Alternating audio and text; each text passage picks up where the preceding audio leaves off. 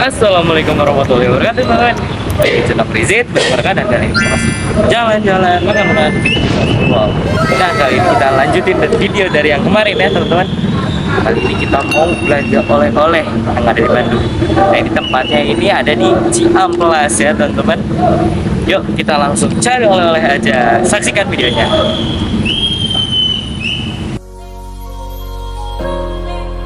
Ini dia kondisi di sekitar Ciamplas. Ternyata teman-teman di Ciamplas ini banyak banget toko oleh-olehnya ya teman-teman. Dari mulai tas-tasan, bolu, hingga ini nih yang biasanya menjadi ciri khas di kota Bandung, yaitu peyem alias tape ya teman-teman. Siapa sih yang nggak kenal sama tape? Makanan yang bahan dasarnya terbuat dari singkong dan dicampur oleh ragi yang difermentasi selama 2-3 hari. Dan rasanya juga sedikit asam. Untuk tape atau peyem di sini gede-gede banget ya teman-teman. Tapi tenang aja teman-teman, di sini juga ada varian yang nggak terlalu gedenya atau varian yang sedangnya.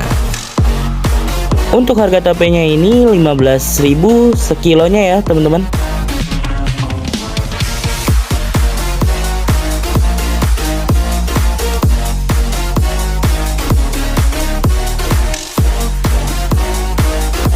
Dan habis keliling-keliling di sini juga aku nemuin yaitu es durian yang pakai daging durian beneran. Tuh teman-teman, daging duriannya. Dan untuk satu gelas es durian ini seharga 15.000 ya teman-teman.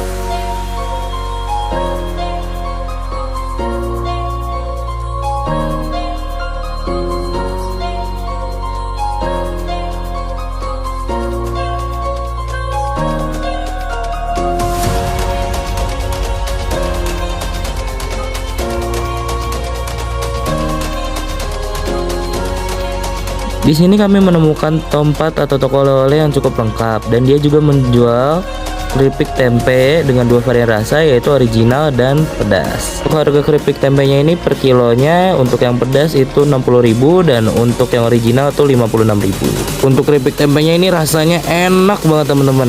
Ini recommended banget buat kalian beli dan cobain kalau ke Bandung. Oke, mungkin sekian saja dari saya. Wassalamualaikum warahmatullahi wabarakatuh.